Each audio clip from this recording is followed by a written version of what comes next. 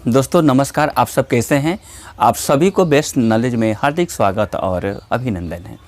दोस्तों हम लोग आज इस टॉपिक में सीखने वाले हैं भारत की सबसे स्वच्छ, पवित्र और भारत की सबसे लंबी नदी जिसका नाम है गंगा नदी।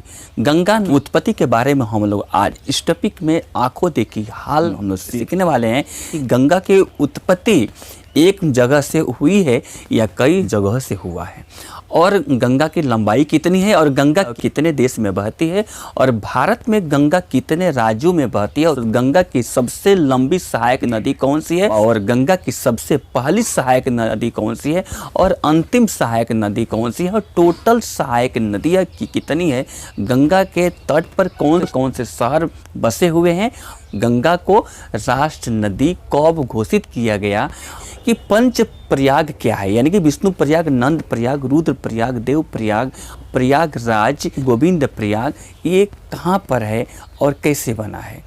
और भी सीखने वाले हैं कि गंगा को पद्मा नाम किस देश में या किस राज्य में या किस रखा हुआ है, और ब्रह्मपुत्र से ये कहाँ मिलती है और किस नाम से मिलती है। ब्रह्मपुत्र और गंगा किस नाम से मिलते हैं, और मिलने के बाद फिर ये नया नाम क्या बन जाता है, और ये दुनिया का विश्व का सबसे बड़ा डेल्टा ब्रह्मपुत्र और गंगा का मिलने से कहाँ बनता है।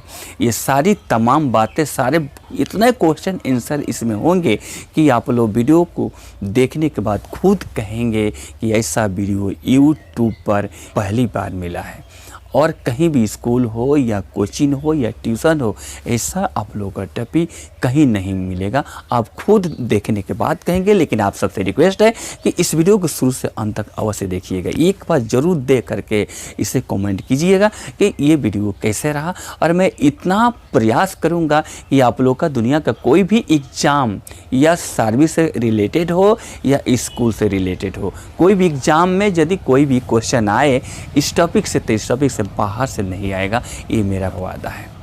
और इसको आप लोग ध्यान से सुनिए। अब शुरू करते हैं, गंगा की उत्पत्ति कैसे हुई है, गंगा की उत्पत्ति कहाँ से हुई है। पहले देखिए यहाँ पर एक क्या है कि सतोपंत ग्लेशियर है, सतोपंत ग्लेशियर। इसके दोनों साइड से, लेफ्ट साइड से और राइट साइड से, यहाँ लेफ्ट साइड से निकली है एक नदी जिसका नाम है विष्णु गंगा, और इसका राइट साइड से निकली है एक नदी जिसका नाम है धौली गंगा। या दोनों आपस में संगम होता है, मिलन होता है, तो यहाँ बनता है विष्णु प्रयाग। यदि एग्जाम में आए कि विष्णु प्रयाग किस दो रिवर के मिलने से होता है, तो एक लेफ्ट साइड से निकलती है विष्णु गंगा, राइट साइड से निकलती है धौली गंगा। ये दोनों को मिलने से यहाँ बनता है विष्णु प्रयाग।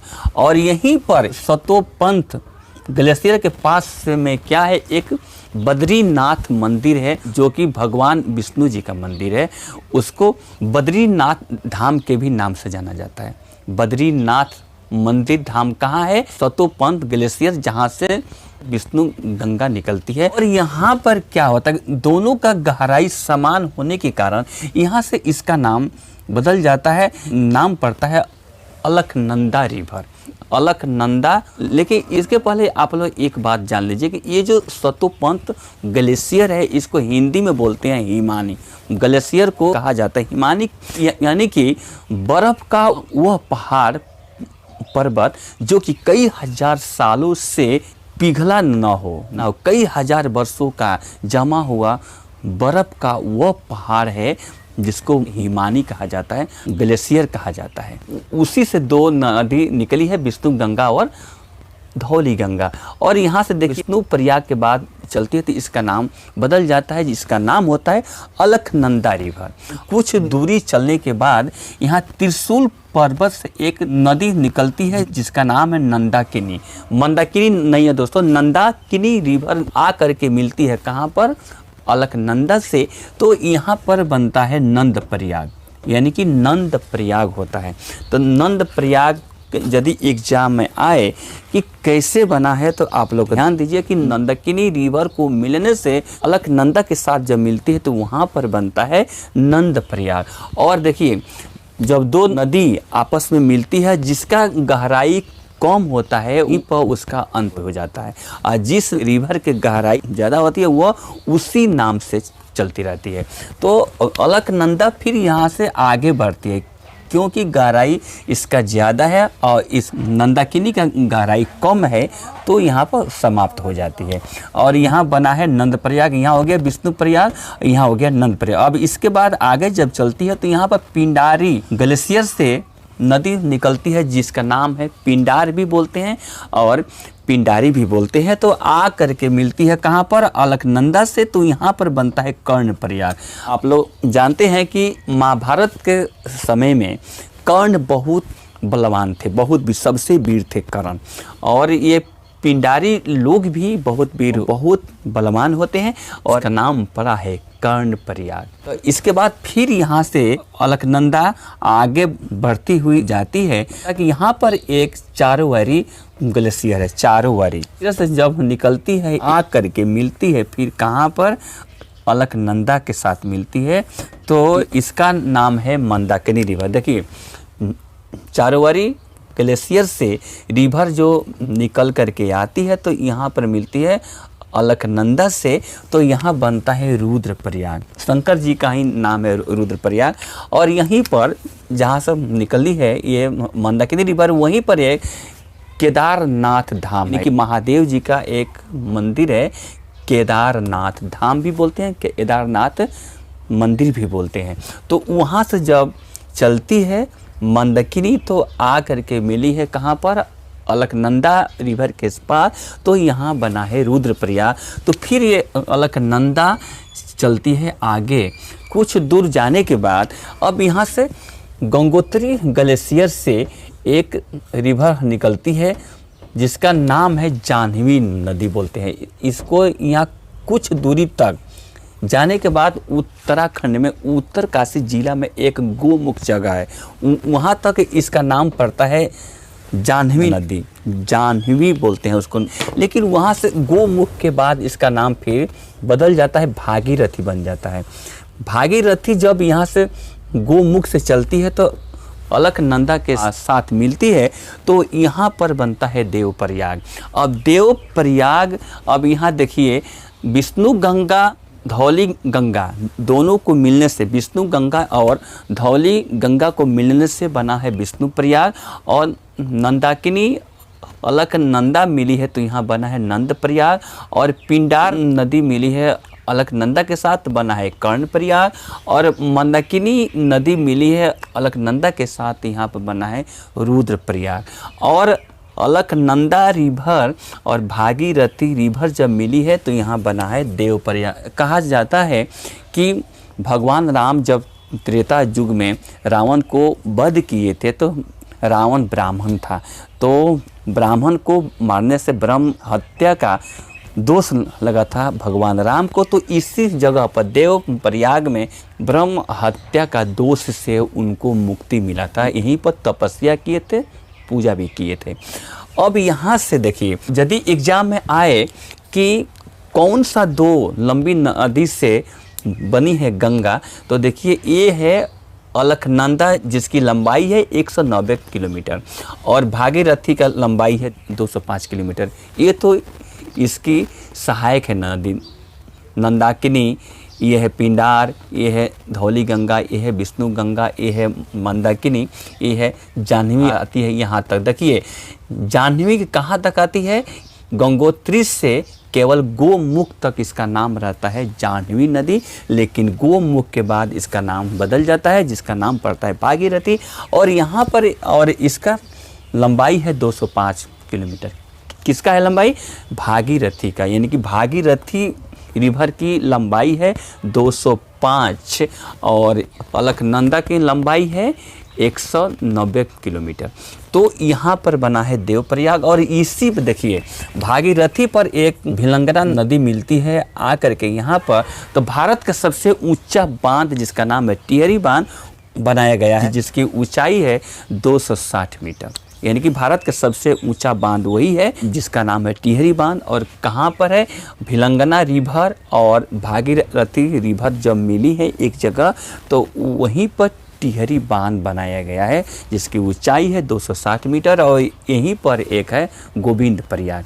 तो सुनिए ध्यान से, एक यह ये हो गया विष्णु प्रयाग, ये हो गया नंद प्रयाग, ये हो गया कर्ण प्रयाग, ये हो गया रुद्र प्रयाग और ये हो गया देव प्रयाग। और यहाँ से गंगा का सफ़र होता है शुरू और यहाँ से गंगा नाम पड़ता है। इधर कहीं भी गंगा नाम नहीं है, लेकिन गंगा नदी का नाम पड़ता है देव प्रयाग। यदि एग्जाम में आए कि गंगा जी का नाम, गंगा नाम कहाँ से पड़ा है, तो यानी कि अलकनंदा भागीरथी को मिलने से जो देव प्रयाग बना है वहाँ से शुरू होता है गंगा जी का नाम। और गंगा का नाम जब चलती है यहाँ तक ऋषिकेश आता है, ऋषिकेश के बाद आता है हरिद्वार और यहीं से होता है उत्तर प्रदेश का सीमा स्टार्ट होता है, यानी कि शुरू होता है। अब यहाँ तक तो था केवल उत्तराखंड राज्य में। उत्तराखंड राज्य में गंगा की लंबाई है 450 किलोमीटर। एक बात हम लोग जान ले, सुनिए ध्यान से, विश्व का सबसे लंबी नदी है नील नदी, जो कि दक्षिणी अफ्रीका में बहती है, जिसकी लंबाई है 6650 किलोमीटर। और एशिया महादेश का सबसे लंबी नदी है जिसका नाम है यांग, जो चीन देश में बहती है, जिसकी लंबाई है 6300 किलोमीटर। और भारत की सबसे लंबी नदी है वही गंगा, जिसकी लंबाई है 2525 किलोमीटर। अब देखिए, हिमालय से 3 नदियाँ निकली है बड़ी, ब्रह्मपुत्र, सिंधु नदी और गंगा नदी। लेकिन देखिए, गंगा से लंबा है ब्रह्मपुत्र, जिसकी लंबाई है 2900 किलोमीटर, जो चीन में बहता है, भारत और बांग्लादेश में 3 देश में बहता है। भारत में लंबाई इसका कम है। और सिंधु नदी चाइना, भारत, पाकिस्तान 3 देश में बहती है, लेकिन भारत में उसका भी लंबाई कम है। लेकिन सिंधु की लंबाई है टोटल 2880 किलोमीटर। सोचिए कि ब्रह्मपुत्र भी बहता है भारत में, सिंधु भी बहती है भारत में, गंगा भी बहती है भारत में। गंगा का लंबाई ब्रह्मपुत्र से, सिंधु से बहुत कम है, फिर भी भारत की सबसे लंबी नदी है गंगा। अब आप कहेंगे क्यों? तो क्योंकि देखिए, ब्रह्मपुत्र जो है चीन में बहता है, भारत में बहता है और बांग्लादेश में बहता है, लेकिन भारत में लंबाई इसके कम है। और सिंधु भी जो गंगा से अधिक लंबी होते हुए भी उसको हम लोग लंबी नहीं कहेंगे, क्योंकि उसका पाकिस्तान में बहाव ज़्यादा है, भारत में बहाव कम है। तो इसलिए गंगा ही भारत के सबसे लंबी नदी है। और गंगा बहती है 2 देशों में, एक भारत में और दूसरा बांग्लादेश में। लेकिन देखिए, भारत में यदि एग्जाम में आए कि भारत में कितने राज्य में बहती है, तो मैं आप लोगों को बता दूं कि भारत में 5 राज्यों में बहती है। एक सबसे पहले उत्तराखंड में 450 किलोमीटर, इसके बाद यूपी में जाती है। तो यूपी में सबसे ज़्यादा दूरी तय करती है गंगा, जिसकी लंबाई है 1000 किलोमीटर। इसके बाद चलती है बिहार में, करती है इंटर, तो वहाँ पर उसकी लंबाई होता है 455 किलोमीटर। और इसके बाद जाती है झारखंड में, सबसे दूरी कम तय करती है, केवल 2 डिस्ट्रिक्ट टच करती है, साहेबगंज और पाकुड़, जिसकी लंबाई है केवल 40 किलोमीटर। किसकी? गंगा की लंबाई झारखंड में सबसे कम है, केवल 40 किलोमीटर। इसके बाद पश्चिम बंगाल में, जहाँ की उसकी लंबाई है 520 किलोमीटर। ठीक है, तो हम लोग भारत में 5 राज्य में बहती है। और देश कितना हुआ? 2 देश, इंडिया एंड बांग्लादेश। लेकिन देश आज़ाद होने के पहले ये तो भारत में थी केवल, लेकिन देश आज़ाद होने के बाद ये 2 पार्ट में बढ़ गई, इंडिया एंड बांग्लादेश। तो अब चलते हैं आगे। यहाँ से गंगा अब कौन कौन शहर को टच करते हुए जा रही है, देखिए। तो हम लोग चलते हैं आगे यहाँ पर। अब इसके बाद पहुँचती है बिजनौर में, और बिजनौर के बाद पहुँचती है गढ़मुक्तेश्वर, इसके बाद पहुँचती है नरोरा, और इसके बाद पहुँचती है फर्रुखाबाद। और फर्रुखाबाद के बाद पहुँचती है कन्नौज, जो कि गंगा की सबसे पहली सहायक नदी रामगंगा इसी के पास मिलती है। रामगंगा यहीं पर आके मिलती है, जिसका नाम है रामगंगा। गंगा की सबसे पहली सहायक नदी है, मिलती है कहाँ पर? कन्नौज के पास में। यहाँ से चलती है कानपुर, और कानपुर के बाद फतेहपुर, और फतेहपुर के बाद पहुँचती है इलाहाबाद, जहाँ पर इसका नाम होता है क्या पड़ता है, प्रयागराज यानी कि अरयागों का राजा है। यहाँ पर प्रयागराज में 3 नदियों का संगम होता है जिसका नाम है गंगा, जमुना, सरस्वती। ये द्वापर युग में जब भगवान कृष्ण थे तब तक ये सरस्वती बहती थी, दिखती थी, लेकिन अभी वर्तमान टाइम में केवल 2 ही दिखती है, गंगा और जमुना। लेकिन सरस्वती अभी धरती के नीचे बह रही है। लोग कहते हैं कि मिट्टी खोदने पर का पानी निकलता है, लेकिन अभी ऊपर दिखती नहीं है। कौन?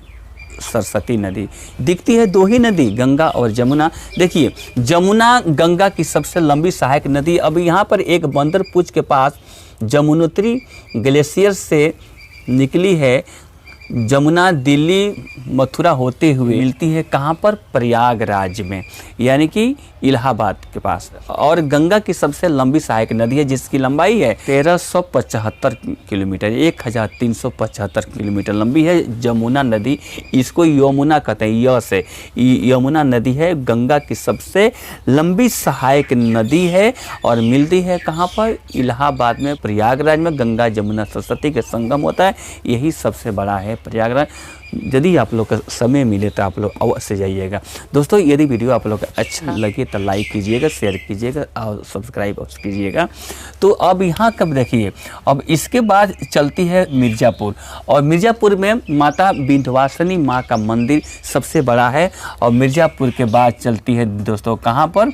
बनारस। बनारस तो कहा जाता है कि यह मंदिरों का शहर है। बाबा विश्वनाथ मंदिर बहुत बड़ा है यहाँ पर, कहाँ में?